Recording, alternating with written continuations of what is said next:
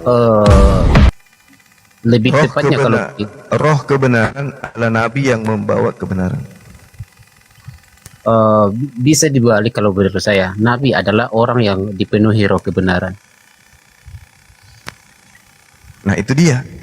Berarti roh kebenaran yang datang setelah Yesus adalah orang yang dipenuhi oleh roh kebenaran. Oke, analoginya begini Bang Suma. Bang Suma itu roh Allah, beda dengan roh Allah adalah Bang Suma. Begitu ya? Roh Allah itu artinya, roh itu kan makhluk. Roh itu kan makhluk. Kalau dikatakan roh Allah, berarti roh yang berasal dari Allah. Iya, betul. Nah, kalau dikatakan roh setan, berarti roh yang berasal dari setan. Roh dari Allah, berarti roh yang berasal dari Allah. Segala sesuatu yang berasal dari Allah, bukan Allah. Oke ya Bang. Makhluk. Begini Bang, roh itu bagi Bang Suma kelihatan atau tidak? Roh itu tidak kelihatan. Oke. Dia adalah makhluk gaib. Nabi bisa makhluk dilihat halus. tidak? Bisa. Oh, berarti roh itu bukan nabi. Lalu kenapa Nabi Musa disebut nabi setelah dia kepenuhan roh Allah? Beda dengan oknum pribadi Musa dengan sesudah dipenuhi roh Allah, itu berbeda. Beda pribadinya dengan apa yang ada di dalam. Coba saya baca dalilnya lagi ya. Bilangan 11 nomor 25. Lalu turunlah Tuhan dalam awan dan berbicara kepada Musa.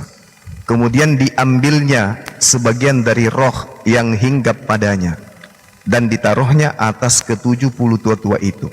Ketika roh hinggap pada mereka, turunlah mereka seperti nabi. Jadi ketika roh Allah diberikan kepada manusia, maka manusia itu menjadi nabi. Makanya dia menyampaikan wahyu. Makanya nabi ini bisa bermukjizat. Kenapa? Karena pada diri mereka ada roh yang berasal dari ilah.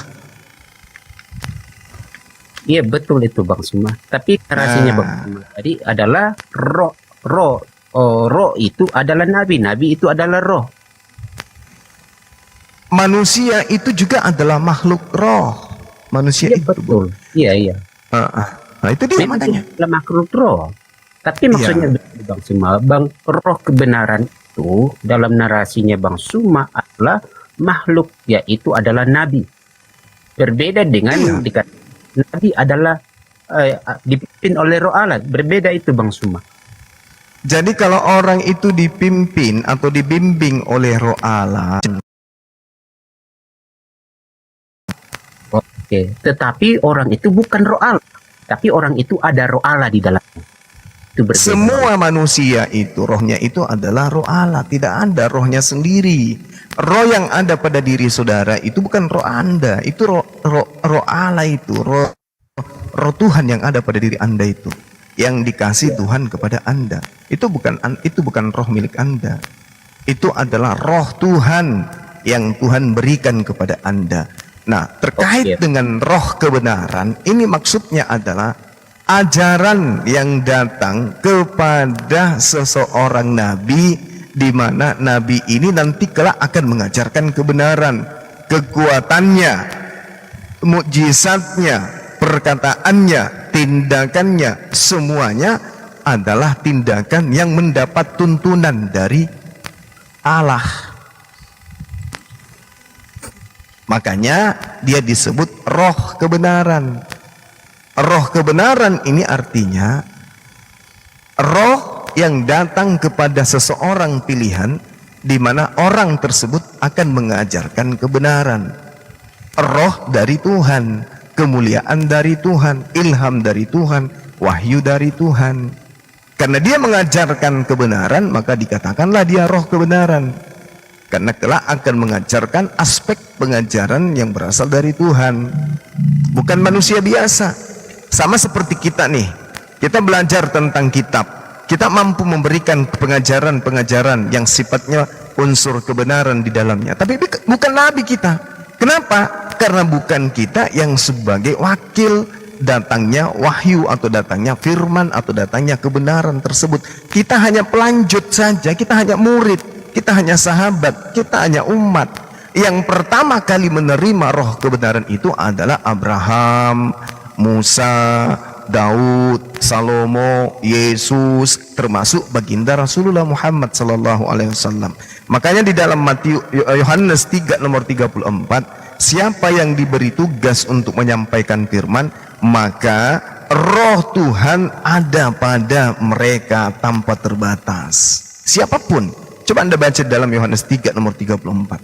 Ada berapa manusia yang diutus ke dunia ini yang tugasnya menyampaikan firman? Ada banyak. Nah, semua mereka yang ditugaskan menyampaikan firman, kepenuhan roh Allah, kepenuhan roh Tuhan. Artinya mereka semuanya adalah nabi. Jadi roh kebenaran yang datang setelah Yesus itulah nabi, bukan Tuhan. Begitu, Bang. Oh, Bang. Ini Bang, cuma saya harap ada yang kita lebih memahami bahasa begitu ya. Saya kira berbeda dengan yang namanya nabi memiliki roh Allah dengan nabi adalah roh Allah, atau sebaliknya roh Allah adalah nabi. Itu sangat beda dengan memiliki dengan kata definisi, mengartikan adalah di situ. Jadi itu harus dipahami pertama dulu. Dalam arti bahwa roh kebenaran itu yang Bang Zuma sebutkan sebagai sang nabi ya, dalam hal ini Yohanes 14 dan sampai pasal yang ke-16 itu tadi sudah beberapa poin yang kita bahas. Nah, ini kemudian Bang Zuma misalnya dalam Yohanes 16 ayat 16, seorang penolong yang lain ya. Oke lah. Bagi Bang Zuma itu adalah sang baginda Muhammad, supaya ia menyertai kamu selama-lamanya. Ada sifat di situ selama-lamanya tidak dapat dibatasi, begitu ya.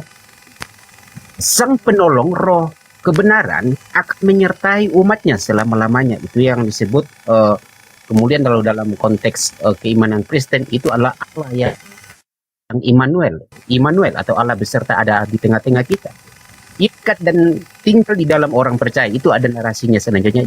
Dunia tidak mengenal dia, tapi kamu mengenal dia. Dia akan tinggal di dalam kamu, dia akan menyertai kamu selama-lamanya. Bagaimana mungkin ada manusia yang disebut nabi itu yang bisa menyertai semua orang selama-lamanya sepanjang masa tanpa dibatasi oleh ruang dan waktu?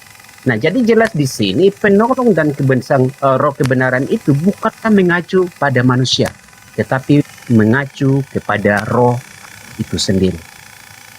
Anda yang keliru memaknai itu, Bang. Yang menemani dan yang menyertai selama-lamanya itu adalah pengajaran, firman, kalam yang berasal dari Allah. Bukan berarti yang menyertai itu adalah oknumnya, tidak. Tapi yang menyertai itu adalah ajarannya. Maka ajaran yang didatangkan oleh seorang penolong ini akan menyertai engkau selama-lamanya. Bukan orangnya, bukan oknumnya, tapi ajarannya, firman. Firman itulah yang akan menyertai engkau selama-lamanya. Apa firman itu? Firman itu adalah kehendak. Kehendak itu titah. Titah itu adalah perintah-perintah dan larangan. Aturan-aturan Tuhan. Aturan-aturan Tuhan itulah yang akan menyertai selama-lamanya. Sama seperti di dalam hukum Taurat, Imamat 11 nomor 7 misalnya, jangan engkau makan babi karena itu haram bagimu. Apakah perintah ini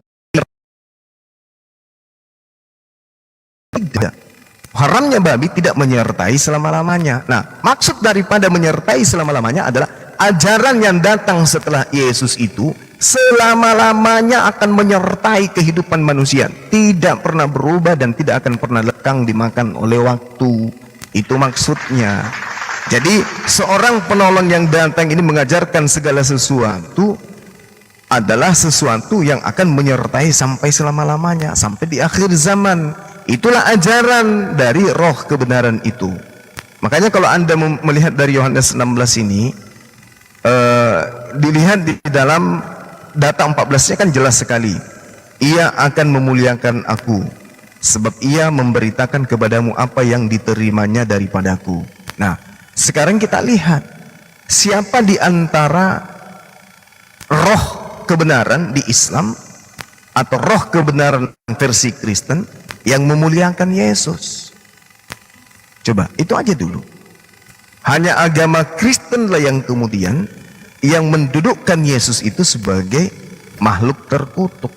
Hanya Kristen. Kalau di Islam, oknum yang datang kepada Bani Israel itu disebut sebagai makhluk yang suci, makhluk yang mulia. Nah, kalau di Kristen, Yesus itu adalah manusia terkutuk. Dan itu tidak bisa dipungkiri. Jadi bagaimana mungkin kemudian dia akan memuliakan aku, tetapi faktanya diajarkan dia mati, dia ditampar, dia diseret, dia ditusuk lambungnya, ditombak, diludahin, dan seterusnya. Ini bukan memuliakan. Bahkan dikatakan dia mati secara terkutuk di atas tiang salib. Bagaimana itu dikatakan memuliakan? Itu menghinakan itu. Sedangkan Yesus mengatakan ketika ia datang ia akan memuliakan aku, sebab ia memberitakan kepadamu apa yang diterimanya daripadaku. Itu jelas. Seperti itu, Bung. Silakan. Oke Bang Suma, di sini sepertinya Suma agak keliru ya. Kita membahas tentang kebenaran, tetapi Bang Suma membawanya kepada firman. Ajaran tadi ya. Antara pneuma dan logos itu berbeda Suma, dan jelas konteksnya di situ sang penolong kebenaran itu akan menyertai ya, menyertai umatnya sampai selama-lamanya. Jadi di situ bukan berbicara tentang pengajaran, tetapi berbicara sang penolong, ada pribadi yaitu roh kebenaran. Dan itu bukan berbicara tentang firman seperti Bang Suma maksudkan. Begitu Bang Suma. Jadi gini, Bung. Yesus mengatakan di dalam kitab yang Anda pegang sendiri loh. Namun benar yang kukatakan ini kepadamu adalah lebih baik jika aku pergi, lebih berguna bagi kalian jika aku pergi. Sebab jika aku tidak pergi, penghibur itu tidak akan datang kepadamu. Tetapi jika kalau aku pergi, aku akan mengutus dia kepadamu. Dan kalau ia datang, ia akan menginsafkan dunia akan dosa, kebenaran dan penghakiman. Berarti pengajaran. Berarti dia akan mengajarkan. Dia katakan begini, apabila ia datang, yaitu roh kebenaran, ia akan memimpin kamu ke dalam seluruh kebenaran. Memimpin artinya mengajar, membimbing, membina, meluruskan ke dalam semua kebenaran. Ia tidak akan berkata-kata dari dirinya sendiri, tetapi apa yang didengarkan, segala yang didengarkan itulah yang disampaikan. Berarti ini berkaitan dengan pengajaran. Maka roh kebenaran dikatakan sebagai nabi karena oknum tersebut hanya menyampaikan firman Tuhan, bukan asumsi, bukan karangan, bukan hasil penyelidikan, tetapi adalah kalam dari Tuhan yang disampaikan ke apa? Karena dia tidak berkata-kata dari dirinya sendiri. Yang dikatakannya itu adalah apa yang didengarkan dari Tuhan, itulah yang disampaikan. Nah, jadi roh kebenaran itu adalah nabi karena dia adalah penyampai firman. Yohanes 16, nomor 13, nomor 14 dan seterusnya. Gitu, Bang. Oke Bang Suma, di sini Abang terjebak ini ya, antar sang penolong roh kebenaran, oke, yang akan mengajarkan segala sesuatu. Begitu ya Bang Suma ya. Di dalam misalnya kita logika, ada pengajaran, berarti ada yang mengajar. Begitu Bang Suma ya. Nah, yang mengajar itu adalah sang penolong roh kebenaran. Kita analogikan di sekolah lah. Ada guru, ada ajarannya, ada pelajaran. Jadi kita harus bedakan firman pengajaran dengan yang mengajarkannya. Narasi dari Bang Suma tadi, roh kebenaran sang penolong yang diajarkan itu adalah sama, logos. Nah, itu yang Abang keliru di situ. Jadi gini, Bung. Iya, silakan. Antara manusia dengan Tuhan ada perantara. Kita tidak bisa bicara langsung dengan Tuhan, nggak bisa. Perantara inilah yang disebut Roh Kudus, Roh kebenaran. Inilah mereka perantara itu. Roh Kudus itu adalah malaikat, Roh kebenaran ini adalah nabi. Jadi Roh Kudus menerima firman, firman disampaikan kepada roh kebenaran. Roh kebenaran inilah disebutkan oleh Roh Kudus. Roh Kudus datang kepada dia, Roh Kudusnya menyampaikan kepada dia, dianya menerima firman dari Roh Kudus. Kenapa dia disebut sebagai roh kebenaran? Karena yang dia sampaikan ini bukan dari dirinya sendiri, melainkan dari Roh Kudus yang telah berfirman kepadanya. Itu yang perlu saudara pahami. Tetapi apabila ia datang, yaitu roh kebenaran, ia akan memimpin kamu ke dalam seluruh kebenaran, sebab dia tidak berkata-kata dari dirinya sendiri. Kalau ada sesuatu, apakah itu orang, apakah itu nabi, atau apapun itu, kalau dia tidak berkata-kata dari dirinya sendiri, berarti dia bukan Tuhan.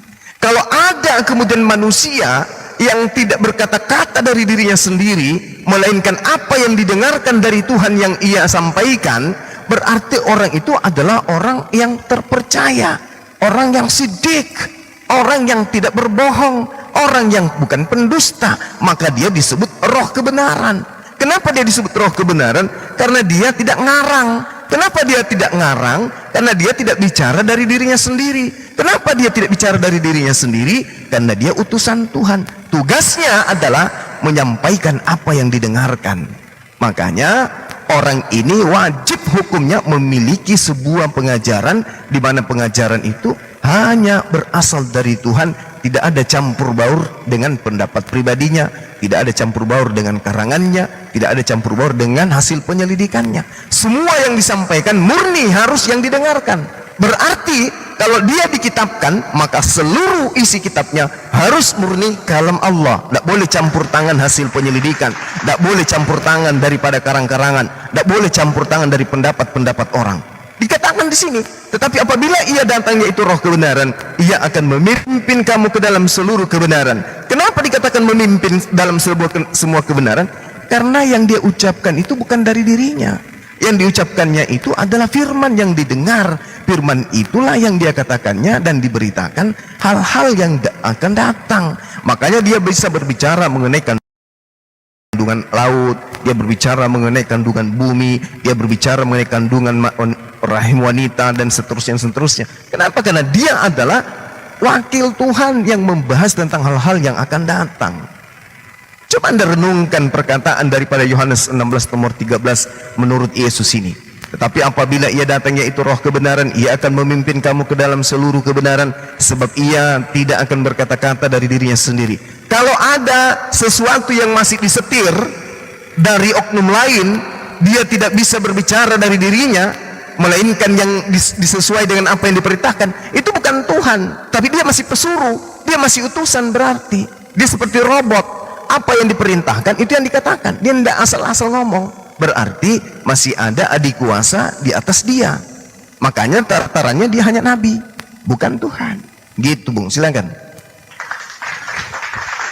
Oke Bang Suma. Jadi Bang Suma tetap konsisten ya bahwa sang penolong roh kebenaran itu, penghibur itu adalah sang Nabi Baginda Muhammad ya.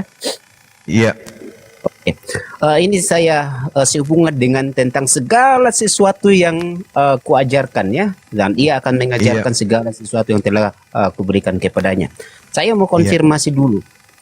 Kalau roh kebenaran itu adalah Baginda Muhammad, dalam keyakinan Islam, bahwa sang Baginda itu menerima langsung wahyu dari Allah. Itu ya Bang? Iya. Oke, Betul. kita konfirmasi di dalam Injil Yohanes. Dia terima langsung dari Allah dengan perantaraan Jibril ya, kalau tidak salah. Iya. Oke. Dalam Injil Yohanes 14 ayat 26, dialah yang akan mengajarkan segala sesuatu kepadamu dan akan mengingatkan kamu akan semua yang telah kukatakan kepada kamu. Oke. Ada satu narasi di sini Bang Suma. Jika sang Baginda Muhammad itu menerima segala sesuatu dari sang pencipta, sang Khalid, dan hubungkan dengan Yohanes 14 ayat 26, di mana sang penghibur itu, roh kebenaran itu juga menerima pengajaran dari Yesus Kristus. Ini dalam artian bisa mengkonfirmasi bahwa sang pemberi wahyu itu, sang beri pengajaran itu adalah Yesus sendiri. Dan itu bertentangan bagi keyakinan Bang Suma bahwa Yesus itu adalah Allah. Kalau mau dipaksakan bahwa Muhammad itu adalah roh kebenaran, ini akan sangat bertentangan Bang Suma. Otomatis itu akan merujuk kepada bahwa Yesus itu adalah Allah sendiri yang memberikan wahyu, yang memberikan pengajaran kepada baginda Muhammad. Nah, tugasnya adalah mengajarkan segala sesuatu yang telah kuajarkan kepadamu. Itu Bang Suma, silakan. Oke. Jadi gini Bung, memang kalau kita berbicara mengenai narasi-narasi kitab ya, kita harus memiliki wawasan yang luas dan melepaskan doktrin dan ego kita terhadap keyakinan. Yohanes 14 nomor 26 itu sangat jelas kok bagi mereka yang punya wawasan bagus. Tetapi penghibur, yaitu Roh Kudus. Bapa di sini adalah Tuhan dalam namaku. Jadi ketika kemudian Roh Kudus datang kepada baginda Rasulullah Muhammad sallallahu alaihi wasallam, Rasulullah Muhammad sallallahu alaihi wasallam diberitakan kemudian, wa isqalallahu ya Isa bin Maryam ya bani Israel, inni rasulullahi ilaikum musaddiqan lima baina yaday minat Taurah wa mubasyiran bi rasuli ya'ti min ba'di ismuhu Ahmad. Jadi Roh Kudus ini datang mengatasnamakan Nabi Isa alaihissalam bahwa sebelum engkau telah diutus kemudian sosok Nabi bernama Isa alaihissalam untuk Bani Israel, di mana beliau mengajarkan kepada Bani Israel bahwa aku datang untuk menginformasikan akan datangnya Nabi utusan Rasul setelahku bernama Muhammad. Ini dalilnya jelas, yang diutus oleh Allah dalam namaku. Jadi roh yang datang, Roh Kudus yang datang kemudian kepada baginda Rasulullah Muhammad SAW tidak berkata kamu itu sudah disampaikan oleh oleh Atis, oleh siapa? Oleh Horus, oleh Krishna, oleh Baal, oleh Horus, tidak, atau oleh Molok, tidak, tapi dikatakan oleh Isa alaihi salam. Jadi Allah telah menyampaikan kepada Nabi Isa menyampaikan kepada umatnya bahwa engkau akan diutus kemudian. Al-Quranul Karim surah As-Saf, kalau tidak keliru saya ayat kelima seperti itu. Lalu kemudian, tetapi penghibur yaitu Roh Kudus yang akan diutus oleh Tuhan dalam namaku, dialah yang akan mengajarkan segala sesuatu kepadamu. Berarti kalau ini bukan kepada baginda Rasulullah Muhammad SAW, lalu kepada siapa? Oh, kepada Lukas, oh kepada Markus, oh kepada Yohanes dan seterusnya. Sejak kapan kemudian malaikat datang kepada mereka? Tidak pernah datang. Oke, kalau Roh Kudus tidak dianggap malaikat, baik. Sekarang pertanyaannya adalah, ketika dikatakan bahwasanya segala sesuatu akan diajarkan kepadamu, boleh dong saya bertanya, tolong tunjukkan pengajaran Roh Kudus yang terkait dengan syarat sah nikah di dalam ajaran Bible. Ada enggak? Atau kalau itu berat, karena itu tidak ada, cara penghitungan harta warisan di dalam Bible, entah itu Lukas, Markus, Matius, Yohanes, atau surah-surah Paulus. Karena dalilnya dikatakan bahwasanya dia akan mengajarkan kepadamu segala sesuatu. Artinya segala sesuatu yang terkait dengan pengajaran. Karena dikatakan dia yang akan mengajarkan segala sesuatu tentang hukum-hukum. Berarti hukum waris di dalam pengajaran Roh Kudus ini mutlak harus ada. Nah, sekarang pertanyaan saya, mana hukum waris yang diajarkan oleh Roh Kudus kepada Lukas? Boleh Anda tunjukkan ke saya? Silakan. Atau kepada Markus, atau kepada Yohanes, atau kepada Matius, atau kepada Paulus, tolong tunjukkan. Bagaimana cara hukum-hukum yang terkait dengan pembagian harta warisan menurut hitungan Roh Kudus versi Kristen? Silakan.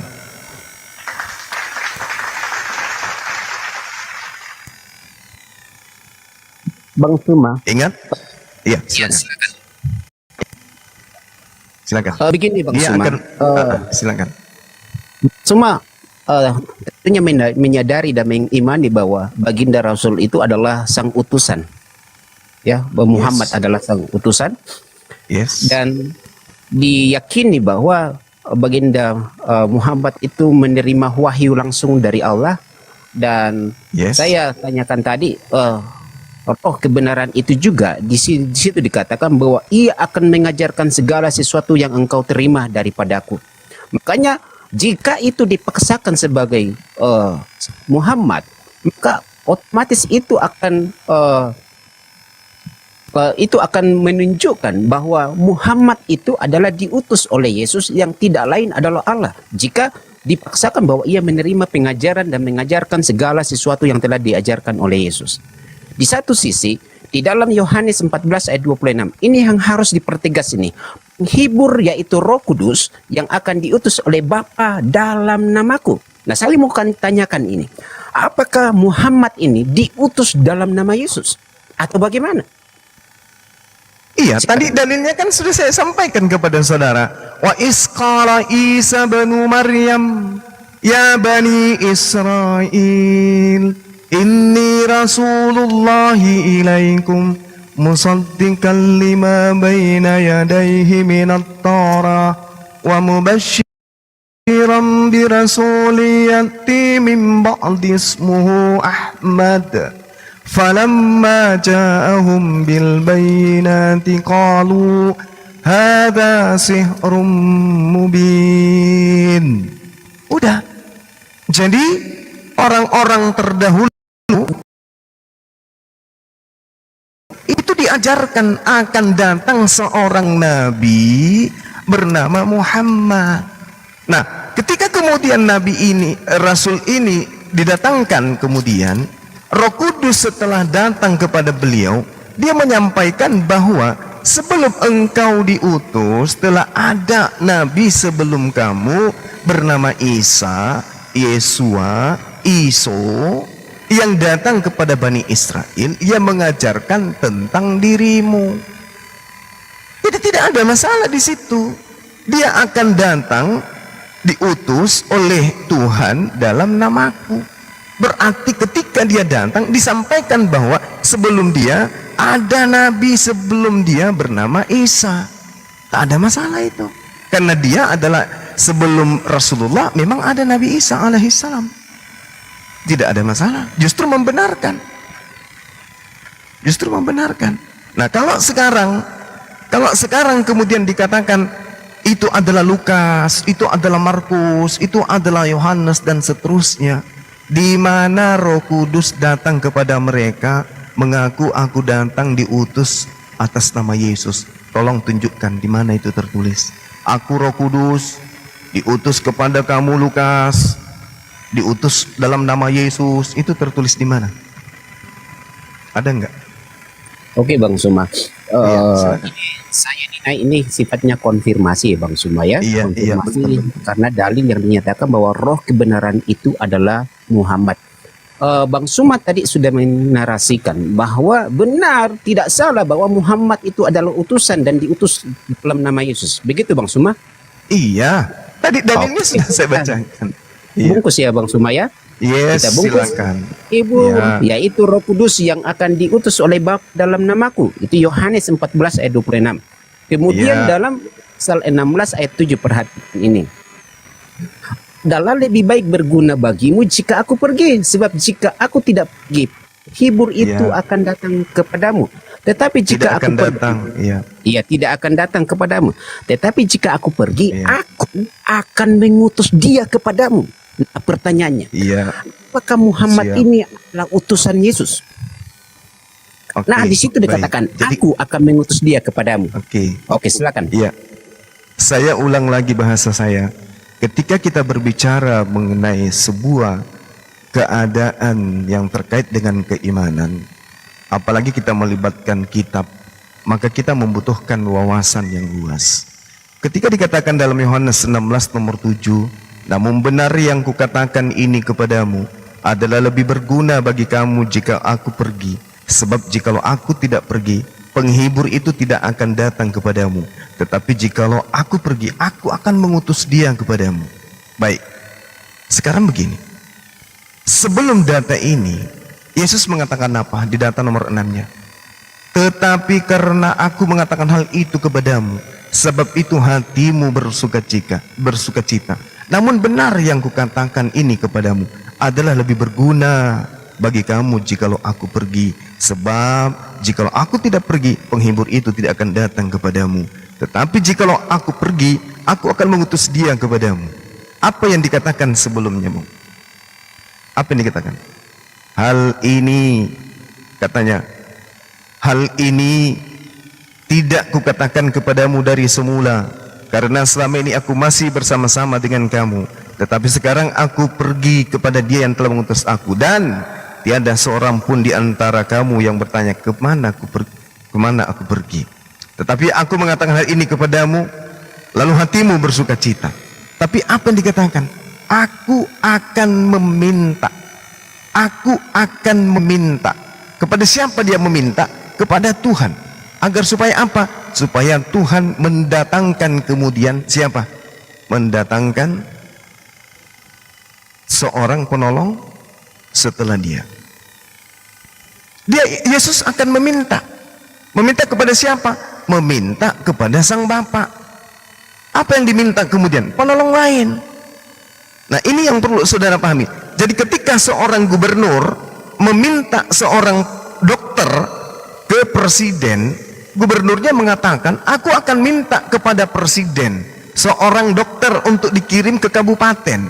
Maka setelah permintaan daripada gubernur kepada presiden disetujui, maka gubernur kemudian mengatakan, aku akan mengutus dokter tersebut kepadamu. Yang mengutus sebenarnya siapa? Yang mengutus itu adalah Bapa. Yesus hanya meminta kepada Bapa agar Bapa mengutus seorang setelah dia, dan di ACC maka orang yang diutus ini kemudian Yesus katakan, aku akan mengutus kepada kabupaten. Apa yang diutus? Utusan yang aku minta kepada Bapa.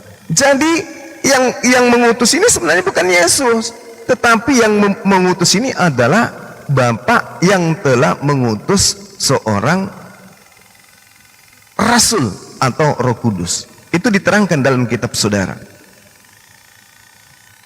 Oke? Oke Bang Sumaya. Oke. Ini gini. Dalam Yohanes 16:17, Bang. Iya. Begini Bang Suma, kita tadi setuju bahwa Yesus itu adalah yang mengutus roh kebenaran yang Anda sebut sebagai Muhammad. Tetapi kok di akhir Anda narasi Anda bukan Yesus lagi yang mengutus, tapi Bapa. Oke lah, salah satu saja bagi minta, Bang. Saya kan udah jelasin sama Bang. Di Yohanes 14 nomor 16, coba Anda baca di situ. Di 16-nya. Saya bacakan. Aku minta, aku akan meminta. Aku akan meminta kepada Bapa, dan ia akan memberikan kepadamu seorang penolong yang lain, supaya ia menyertai kamu selama-lamanya. Aku meminta kepada Bapa. Bapa meng-ACC permintaanku. Berarti yang mengutus siapa, saya atau Bapa? Bapa, Bang. Oke ya. Lanjut. Itu ayat yang lainnya. Yohanes 14, Bang, kan? Oke ya, Yohanes 14. Oke, dia minta kepada Bapa. Oke lah, saya ikuti pola berpikirnya Bang Suma. Diberi kepercayaan kepada Yesus, kemudian mengutus Muhammad, begitu ya? Jadi Muhammad ini ada dalam jalur pengutusan dari Bapa, betul sekali, Yesus, kemudian ke Muhammad pengutusan itu. Nah, dalam artian ini kan wahyu pengajaran itu langsung diterima dari Bapa. Kenapa ada Yesus di situ, Bang? Oke, saya bacakan nubuatan supaya Anda bisa paham. Ulangan 33 nomor 2. Berkatalah ia, Tuhan akan datang dari Sinai. Sinai ini siapa? Musa alaihissalam.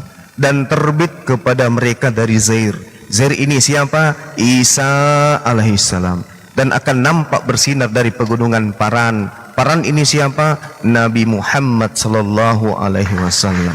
Jadi memang tiga oknum ini sudah dinubuatkan. Berkatalah ia, Tuhan datang dari Sinai.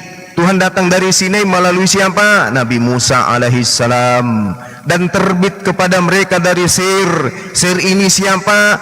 Isa alaihissalam. Ia nampak bersinar dari pegunungan Faran. Pegunungan Faran ini siapa? Nabi Muhammad sallallahu alaihi wasallam. Dan datang dari tengah-tengah 10.000 orang yang kudus. Di sebelah kanannya tampak kepada mereka api yang menyala. Rasulullah Muhammad sallallahu alaihi wasallam dari Gunung Paran membawa 10.000 pasukan dari Madinah untuk menaklukkan Mekah Al-Mukarram.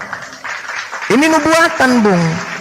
Jadi tidak bisa kemudian kita itu, saya katakan sekali lagi, kita ini Islam Kristen kalau berbicara agama melibatkan kitab yang kita anggap suci, maka wawasan kita harus luas. Tidak boleh asal-asal, tidak boleh kemudian kita asal berasumsi saja, harus berdata. Maka saya katakan, ketika saudara mengatakan berarti mereka ini adalah sesuatu yang sudah tersusun kemudian. Yes, semua nabi-nabi itu rentetannya sangat jelas. Mereka semuanya sudah direncanakan untuk kemudian diutus kepada umat manusia. Itu terekam di dalam Al-Quran surah Ali Imran ayat 91. Oke? Oke, Bang Sumaya. Begini Bang Sumaya, mungkin ini yang terakhir Sorry, dari bukan Ali Imran, Al-Ma'idah 91. Oke, Bang Oke, Suma. silakan. Oke. Dalam artian bahwa Bang Suma setuju ya bahwa Muhammad itu adalah utusan Yesus ya, utusan Yesus ya. Kemudian ini Bang Suma, ada hal yang sangat penting sehubungan bagaimana Yesus itu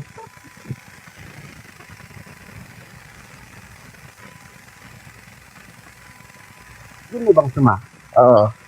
Ada hal penting bagaimana hal pengutusan itu. Yesus memuliakan Bapa dan Yesus itu membawa menjadi pribadi yang memperkenalkan Bapa itu kepada dunia. Dan Bang Suma tadi setuju bahwa Muhammad itu juga utusan oleh Yesus.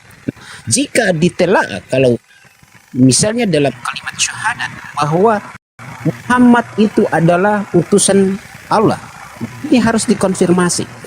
Dia dihubungkan dengan tugas daripada kebenaran itu, hibur itu. Di situ dikatakan misalnya dalam Injil Yohanes pasal 15 ayat yang ke-26, roh kebenaran ia akan bersaksi tentangku. Misalnya dalam dua kalimat syahadat itu, aku percaya Allah tiada Tuhan selain Allah, dan kemudian percaya Muhammad sebagai utusan Allah. Itu imani. Ya Bang Sumaya, kesaksian. Kalau roh kebenaran itu disebut sebagai Muhammad, ya Muhammad saksi tentang Yesus, itu berarti mengimani Yesus. Ini sama dengan ini adalah ketika kita mengimani baginda Rasul itu Muhammad sebagai saksi. Nah, ada hal yang saya di sini.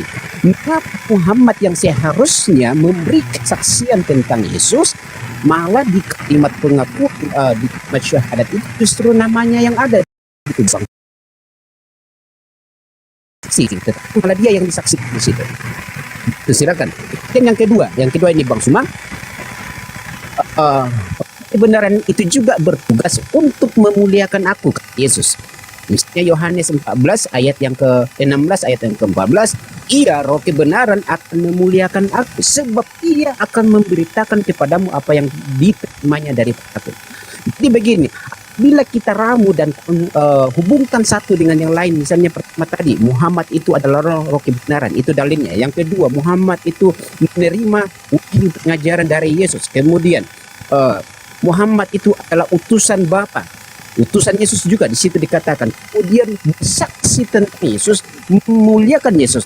Makanya kita berada satu konsep bahwa Yesus pada saat itu adalah sama adalah pribadi yang sama dengan yang mengutus Muhammad. Apabila kita dalam konsep keislaman bahwa Muhammad itu adalah utusan, kita akan berada pada satu titik bahwa Yesus itu adalah Tuhan sendiri yang mengutus nabi-nabi. Tapi itu akan bertentangan dengan kaidah Anda. Nah, sehubungan dengan itu, Bang Suma, silakan Bang Suma tunjukkan bahwa Muhammad itu sebagai roh kebenaran itu bersaksi tentang Yesus dan kemudian memuliakan Yesus. Silakan. Oke, baik. Satu-satunya agama di atas muka bumi ini yang bersaksi bahwa Yesus itu adalah utusan Allah hanya Islam. Kalau Kristen, mereka bersaksi Yesus itu utusan Allah hanya sebagai bahan untuk menipu orang lain. Mulutnya mengaku sebagai rasul, tapi prakteknya ke rumah ibadah menyembah Yesus. Mereka hanya menipu diri mereka sendiri. Itu Kristen. Yahudi tidak mengaku apapun terhadap Yesus selain mereka mengatakan Yesus itu anak haram. Hanya Islamlah yang bersaksi di atas muka bumi ini bahwa Yesus yang adalah Isa yang kami imani adalah rasul utusan Tuhan kepada Bani Israel.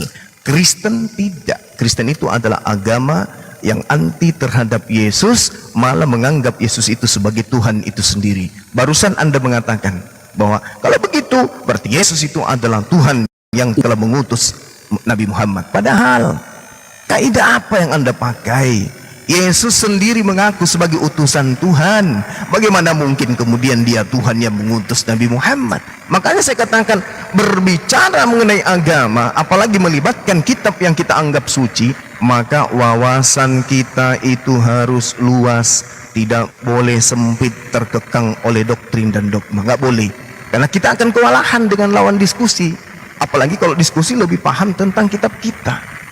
Jadi ketika dikatakan bahwasanya Yesus itu adalah pengutus, bukankah tadi saya membacakan dalil, Bung? Dalilnya jelas kan? Aku Yesus akan meminta. Sifat meminta itu adalah sifat makhluk. Sifat meminta itu adalah sifat ciptaan. Yang dimintai itulah yang pencipta.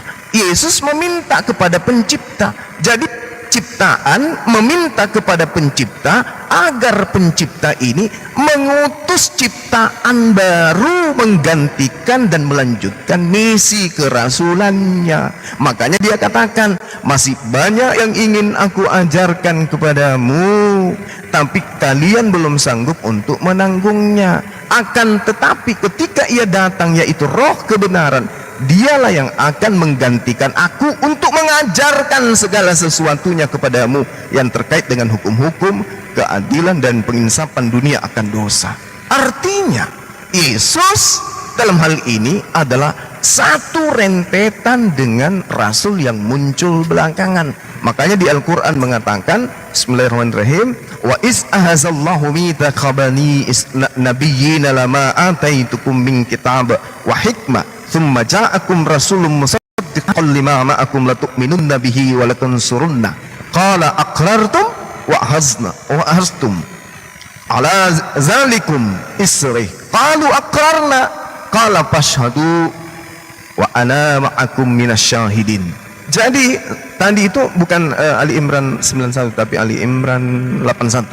Nah, di situ dikatakan Allah berkata kepada para nabi di masa kehidupan roh, di praeksistensi kemanusiaan mereka, wahai nabi-nabiku, berkumpullah kalian, kita akan mengadakan, aku akan mengambil perjanjian dari kalian wahai para nabi.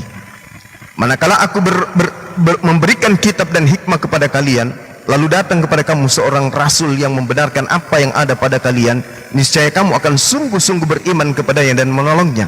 Allah berfirman, apakah kalian wahai nabiku setuju dan menerima perjanjian agungku ini? Di atas yang demikian itu, mereka semua para nabi termasuk Yesus berkata, kami setuju. Maka Allah berfirman, kalau demikian maka bersaksilah kalian wahai para nabi, dan aku juga akan bersaksi bersama kamu akan datangnya seorang rasul bernama baginda Rasulullah Muhammad sallallahu alaihi wasallam. Al-Qur'anul Karim surah Ali Imran ayat 81. Makanya Yesus mengatakan bahwa akan seorang penolong, bukan setuhan tapi seorang. Kalau bicara seorang berarti manusia. Makanya roh kebenaran itu manusia, karena itu adalah seorang. Nah, jadi yang datang setelah Yesus, manusia yang mengajarkan kebenaran. Manusia yang mengajarkan kebenaran itu siapa? Apakah Lukas? Apakah Markus? Apakah Matius? Apakah Yohanes? Apakah Paulus? Apakah Rasulullah Muhammad sallallahu alaihi wasallam? Di antara orang ini ada satu roh kebenaran. Ada satu manusia sebagai penghibur, ada satu sebagai penolong. Siapa di antara mereka? Lihat ajarannya. Karena yang datang hanya seorang, bukan 2 orang, bukan 3 orang, bukan 4 orang, tapi seorang, artinya cuman seorang. Kalau Lukas berarti tidak berlaku, Markus, Matius, Yohanes, Rasul Paulus dibuang semua. Kalau Matius berarti surat Lukas, Yohanes, Markus, dan surat Paulus dibuang semua. Kalau dia Yohanes, maka kitab-kitab lain dibuang semua. Karena hanya seorang yang akan mengajarkan segala kebenaran. Kalau Paulus berarti 4 kitab kanonik harus dibuang semua. Karena hanya seorang. Tapi kalau baginda Rasulullah Muhammad sallallahu alaihi wasallam dengan Al-Quran, memang seorang, dia sendiri, seorang penolong lain, seorang penghibur, bukan 7 orang tapi seorang. Ingat itu, Bung. Jadi Roh Kudusnya hanya datang kepada satu roh kebenaran saja, bukan berjuta-juta roh kebenaran. Itu yang perlu saudara pahami. Silakan. Terima kasih untuk penjelasannya. Ini hal terakhir yang saya mau sampaikan. Silakan. Oke, dari penjelasan Bang Suma, saya boleh dapat resume atau rangkuman bahwa roh kebenaran itu adalah sang baginda Nabi Muhammad, ya. Tapi dari bahasa itu sangat dan menunjuk oknum itu sudah sangat jelas berbeda. Roh kebenaran itu merujuk kepada roh Allah, yaitu pneuma hagion sendiri, yaitu dalam Yohanes 4 ayat 26 sangat jelas di situ, penghibur, yaitu roh kebenaran. Kemudian hal yang tadi yang Bang Suma sampaikan bahwa roh kebenaran itu adalah ajaran, ya. Itu sangat tidak korelasi antara pneuma dan logos. Dan selanjutnya keyakinan kekristenan dan yang ada di dalam Biblos itu berbicara tentang roh kebenaran, itu adalah berbicara tentang bagaimana ketika Yesus naik ke surga, ya, naik ke surga 10 hari kemudian itu digenapi. Nah, sedangkan dalam apabila dipaksakan sehubungan dengan pribadi Muhammad itu sangat jauh. Nah, di balik itu ada misi, yaitu misi pekabaran tentang karya keselamatan di dalam Yesus Kristus, dan itu digenapi di dalam kisah para rasul, sehingga murid-murid dipenuhi oleh Roh Allah dan untuk bersaksi tentang pengorbanan Yesus. Nah, kami asumsi pendapat bahwa roh kebenaran itu adalah Muhammad itu hanya asumsi dan hanya klaim. Dan bahkan ketika Anda menggunakan dalil misalnya dari perjanjian lama dan lain, itu hanya sifatnya memaksakan sesuatu untuk membenarkan apa yang menjadi klaim ataupun asumsi Anda. Jelas bahwa roh kebenaran itu, yaitu pneuma hagion, adalah badi yang tinggal dalam manusia. Sedangkan Muhammad, ya, di mana ke Muhammad sekarang? Muhammad sudah mati, dia tidak tinggal di dalam kita. Kita tahu bersama, hanya bisa tinggal di dalam diri seseorang itu adalah roh itu sendiri. Allah adalah maha hadir sehingga ia pun tinggal di dalam orang. Kami setiap orang yang mengaku Yesus adalah Tuhan yang telah menjadi manusia itu dan mati bagi setiap. Bila diberikan oleh Yesus kepada setiap orang percaya sehingga mengajarkan, mengingat segala sesuatu yang telah diajarkan oleh Yesus dan menuntun orang hidup dan kebenaran. Seperti yang saya sampaikan tadi subuh, ya, bahwa hal yang sifatnya hukum ajaran itu kita hubungkan dengan pribadi sang baginda Muhammad itu, bagi saya pribadi itu adalah apa yang dipelajari dalam hadis dan referensi lain itu sangat bertentangan, Bang Suma. Misalnya jangan membunuh, jangan berzina, jangan mencuri, jangan mengingini milik sesamamu. Itu harus perlu dikonfirmasi kembali, Bang Suma. Jadi bagi kami itu bukan Muhammad tentang roh kebenaran. Dari saya, Bang Suma, semoga apa yang saya sampaikan dapat dapat dipahami. Dan apabila itu merupakan suatu keyakinan Bang Suma dan teman-teman, itu bagi Anda, karena itu adalah Anda untuk meyakini dan membangun suatu dalil ya, suatu dalil untuk membenarkan bahwa kebenaran itu adalah Muhammad. Terima kasih Bang Suma. Oke, baik. Jadi satu hal yang perlu saudara pahami di sini, sekali lagi saya katakan, beragama itu harus punya wawasan, ya, wawasan dan kekuatan logika yang ditopang oleh ilmu dan wahyu. Coba kita kembali lagi kepada Yohanes 16 nomor 13. Apa yang dikatakan di sana? Apa yang itulah yang dia katakan. Kalau ini ada pada setiap manusia, bahaya. Roh Kudusnya nanti akan bolak-balik ke langit. Misalnya nih, Anda bertanya kepada di dalam diri seorang Kristen bertanya tentang sesuatu, maka Roh Kudus ini tidak akan berkata-kata dari dirinya. Dia harus kembali dulu, bertanya dulu kepada sang Bapa. Bapak, ada si Martin bertanya tentang kerbaunya yang hilang dicuri tetangga, tapi tetangganya mengaku bukan dia yang ngambil. Bagaimana ini Tuhan? Roh Kudus bertanya kepada Bapa, karena Roh Kudus tidak bisa berkata-kata dari dirinya sendiri, harus yang didengarkan dari sang Bapak yang disampaikan. Maka Roh Kudusnya naik ke atas, bertanya lagi kepada sang Bapak. Bapak, si Martin berkata, belum Roh Kudus turun, si Marta juga berkata, hilang sendalnya sebelah di gereja. Yang mana yang mau dilayani sama Roh Kudus ini? Belum sampai ke bumi, Roh Kudusnya ditanya lagi sama si Peter. Peter juga bertanya, ini ada masalah ekonomi. Belum lagi yang namanya si Cuplis. Cuplis juga ada masalah anaknya dihamili sama tetangganya, sama-sama dari sekte ini. Pusing Roh Kudus bolak-balik. Ya Tuhan, gimana caranya ini? Saya harus bertanya dulu kepadamu. Karena Yohanes 16 nomor 13, dia tidak berkata-kata dari dirinya sendiri. Apa yang dia katakan adalah apa yang didengar. Berarti ketika ada orang Kristen punya masalah, 2 miliar orang Kristen punya masalah di bumi, minta solusi kepada Roh Kudus, Roh Kudus tak bisa ngomong. Dia harus ngomong dulu kepada Bapak. Bapak, ada masalahnya, tahu itu si piring terbang. Apa dibilang? Beda, hilang kerohnya, namakan orang. Maka sang Bapak menyampaikan pengajaran kemudian kepada si Roh Kudus, baru disampaikan kepada si Peter. Ya kalau yang bertanya dalam satu hari 1 miliar orang, jadi konsep itu keliru dong. Maksud daripada roh kebenaran, Roh Kudus yang datang kepada roh kebenaran ini, Roh Kudus datang kepada roh kebenaran, menyampaikan semua perkataan-perkataan Tuhan kepadanya. Setelah tamat pengajaran-pengajaran itu, pengajaran itulah yang membimbing manusia ke dalam semua kebenaran. Berarti dia harus berupa kitab suci yang menjadi pembimbing yang akan menyertai manusia sampai akhir zaman. Bukan manusianya yang hidup sampai akhir zaman, bukan Roh Kudus yang setiap orang Kristen menemani orang Kristen, bukan itu maksudnya, bukan begitu.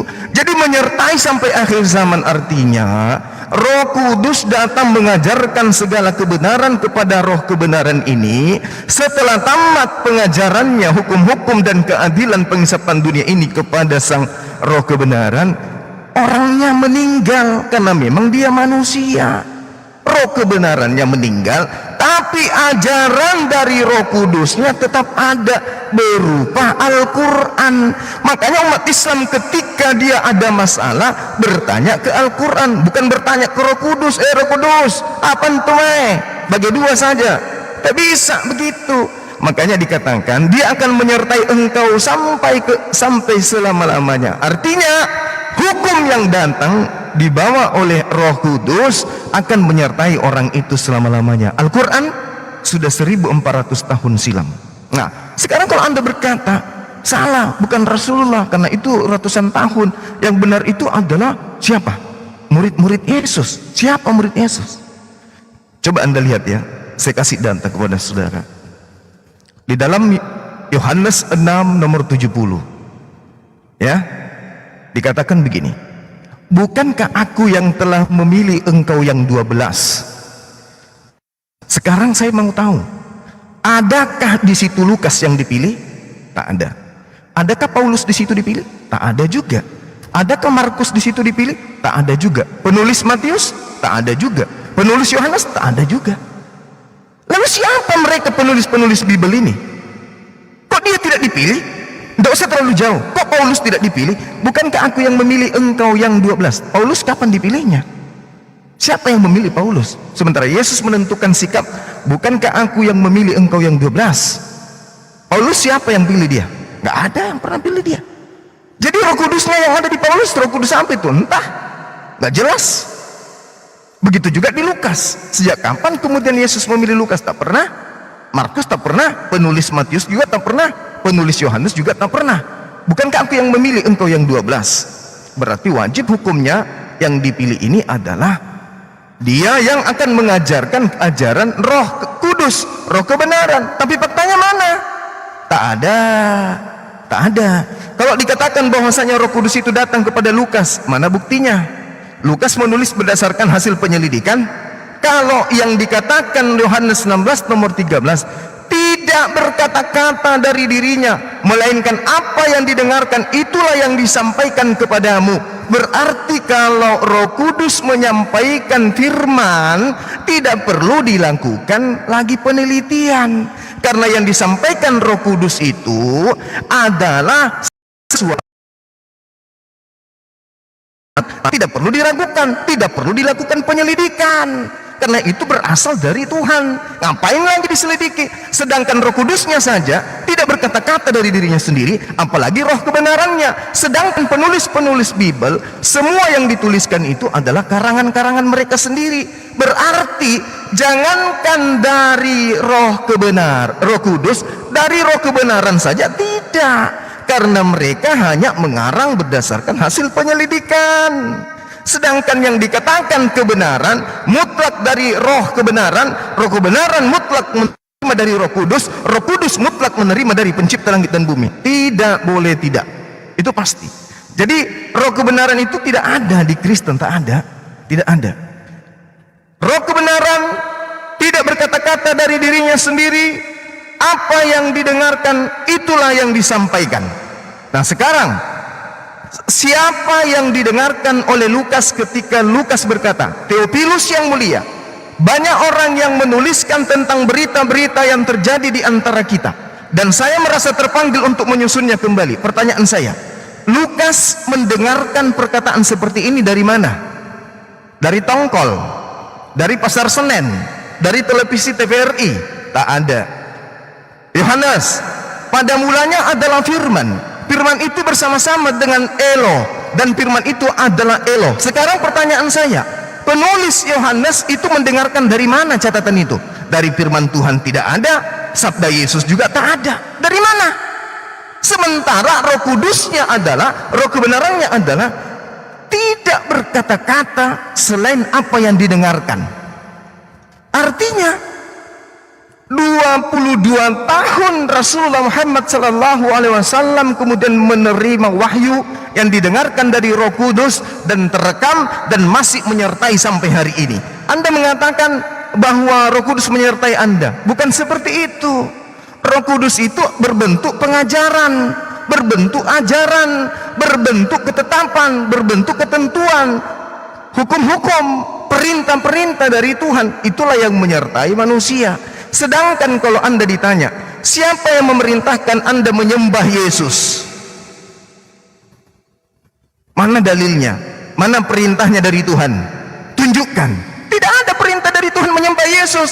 Berarti bukan Roh Kudus yang ada pada diri Anda, tetapi roh halus. Tinggal Anda yang pilih, cerna. Apakah roh halusnya ini adalah setan, atau roh halusnya ini adalah iblis? Tinggal Anda pilih salah satunya. Tapi sama aja ya, setan sama iblis. Masya Allah. Jadi seperti itu. Mamaknya anak-anak ini, padahal sudah maghrib. Masya Allah. Jadi gitu ya saudara saya, berbicara mengenai roh kebenaran harus benar-benar absolut, ada pewahyuan, ada proses pewahyuan dan seterusnya. Jadi roh kebenaran yang datang setelah Nabi Isa, yang datang setelah Yesus itu bekerja hanya di Islam, bukan bekerja di Kristen. Habis ini kurang lebih 10 menit lagi, kurang lebih 5 menit sampai 10 menit lagi, kami umat Islam di Makassar akan mengadakan sholat maghrib. Itu adalah perintah yang didengarkan oleh roh kebenaran dari Roh Kudus, perintahnya. Sedangkan Anda kemarin ke gereja, itu perintah dari mana? Tidak ada Roh Kudus yang mengajarkan orang ke gereja, nggak ada. Tak. Iya, silakan. Akan roh kebenaran menerima perintah dari Roh Kudus. Maksudnya seperti apa? Padahal dalam Yohanes 14 ayat 26, penghibur itu, roh kebenaran itu yaitu Roh Kudus. Iya, roh kebenaran itu adalah Roh Kudus. Roh Kudus dan roh kebenaran itu berbeda. Cuma Anda sudah sebut sendiri bahwa roh kebenaran itu adalah Roh Kudus, bukan Muhammad. Betul sekali, betul sekali. Sebab yang disampaikan oleh roh kebenaran itu adalah yang diterima dari Roh Kudus. Apa yang didengarkan dari Roh Kudus itulah yang disampaikan oleh roh kebenaran. Makanya dia mengatakan tidak berkata-kata dari dirinya sendiri. Jadi roh kebenaran ini adalah Gabriel, Roh Kudus ini adalah Gabriel, sementara roh kebenaran ini adalah baginda Rasulullah Muhammad sallallahu alaihi wasallam. Itu dua pribadi yang berbeda. Itu yang perlu Anda pahami. Tapi kalau berbicara mengenai penolong, berbicara mengenai penghibur, itu tertuju kepada satu oknum, yaitu baginda Rasulullah Muhammad sallallahu alaihi wasallam. Nah, sekarang coba Anda satukan perkataan antara Yesus dengan Lukas, antara Yesus dengan Paulus. Bisa enggak? Sementara yang menjadi penyampai firman adalah Yesusnya. Yesus mengatakan, dia akan mengingatkan engkau perkataan yang aku pernah katakan kepadamu. Yohanes 16. Dia berkata-kata sesuai dengan perkataan yang pernah aku katakan kepadamu. Rasulullah Muhammad sallallahu alaihi wasallam mengatakan bahwa Nabi Isa alaihi salam datang kepada Bani Israel. Ya Bani Israel, inni rasulullahi ilaikum musaddiqan lima baina yadayhi minat Torah wa mubasysyiran bi rasul ya'ti min ba'di ismuhu Ahmad. Beliau mengaku dengan mulutnya, aku diutus kepada Bani Israel. Berarti roh kebenaran harus ada. Kalau Rasulullah Muhammad sallallahu alaihi wasallam itu betul adanya, maka berkata hal yang sama, bahwa aku datang hanya untuk Bani Israel. Cek ternyata Matius 15 nomor 24, Yesus berkata, aku diutus hanya kepada domba yang sesat dari umat Israel saja. Sedangkan Paulus untuk seluruh manusia, Lukas untuk seluruh manusia, Yohanes untuk seluruh manusia. Yesus dan Nabi Muhammad sama, hanya untuk Bani Israel saja. Kira-kira Roh Kudusnya di mana? Ayo, yang jujur. Dia akan mengingatkan kepadamu tentang perkataan yang pernah aku katakan kepadamu. Aku mengatakan, aku hanya diutus kepada domba yang dari umat Israel. Roh Kudusnya akan mengatakan kembali bahwa aku hanya untuk Bani Israel. Sekarang tunjukkan 4 kitab yang Anda punya ditambah surah-surah Paulus, di mana di situ mereka mengulang perkataan bahwa Yesus hanya untuk Israel. Kalau ada di kitab Anda Yesus hanya untuk Israel dan Anda imani, maka Kristen gulung tikar, karena Kristen bukan Bani Israel. Bagaimana? Apakah di kitab Anda yang mengaku Yesus hanya untuk Israel saja, atau di Al-Quran? Hanya di Al-Quran, Bung. Maka roh kebenaran itu adalah ya. Ini. Iya, silakan. Ini saya sedikit lagi nyampe maghrib dulu ya. Oke, Bang Suma. Bang Suma kan sudah sampaikan tadi bahwa roh kebenaran itu adalah Muhammad dan adalah utusan baginda ya, utusan Yesus. Jadi begini Bang Suma, apakah sang Muhammad itu ya dan umat Islam juga mengakui sang Bapa? Gimana? Apakah Muhammad dan termasuk Bang Suma mengakui bahwa ada Bapa, ada Allah Bapa yang mengutus Yesus? Ada. Yes. Oke. Nah, dalam artian bahwa Anda mengakuinya, apakah Anda menyembahnya di dalam nama Yesus?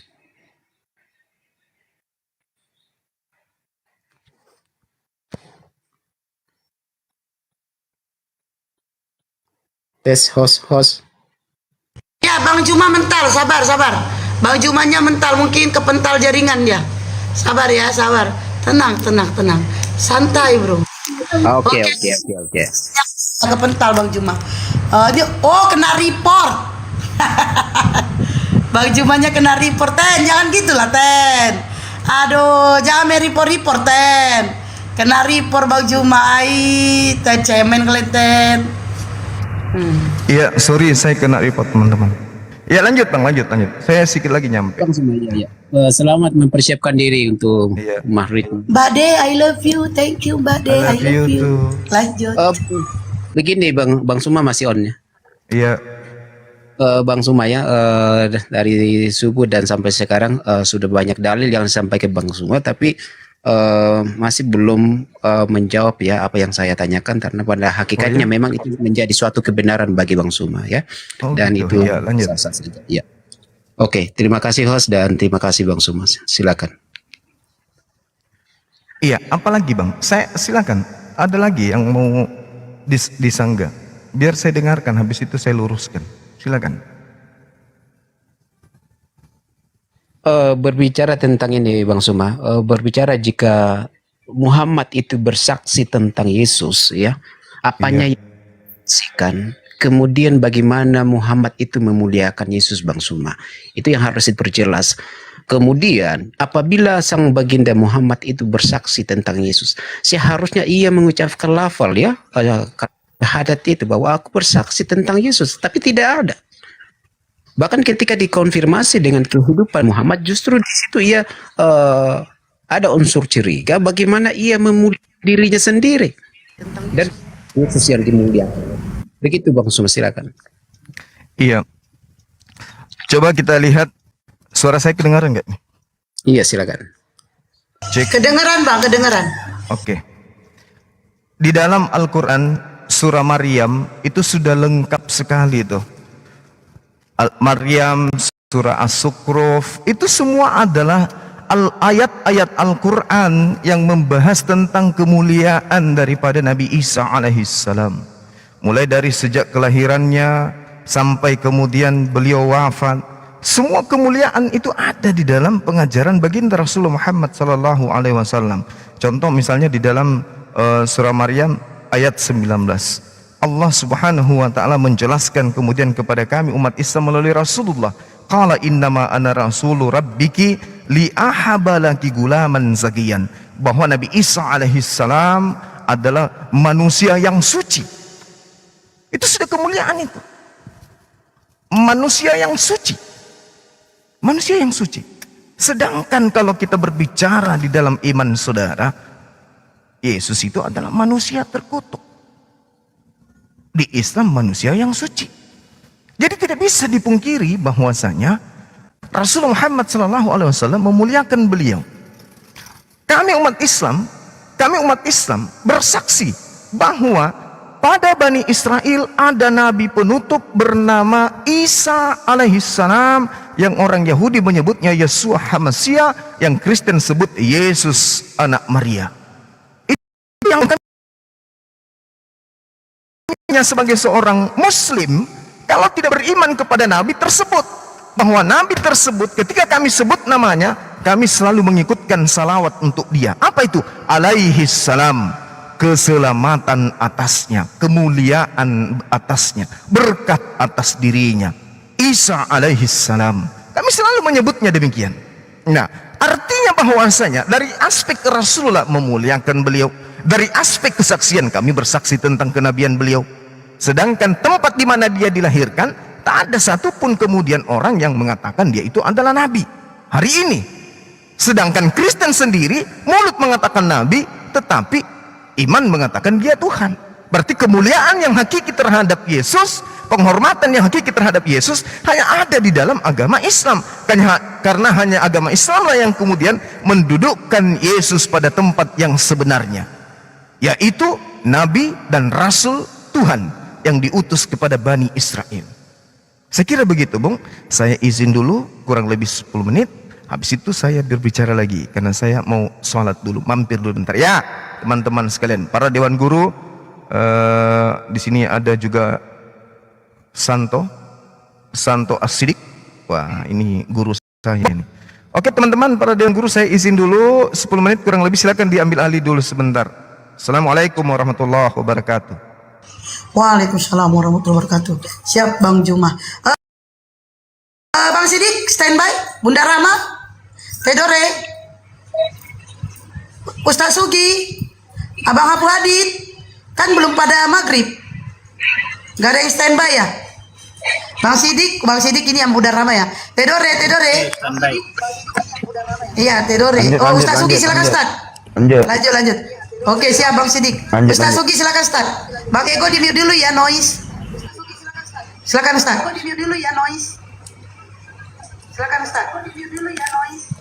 Kayaknya Ustaz Sugi yang doubling.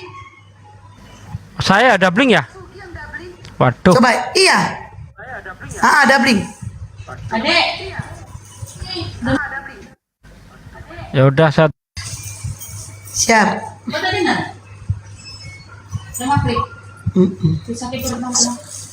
Makasih ya.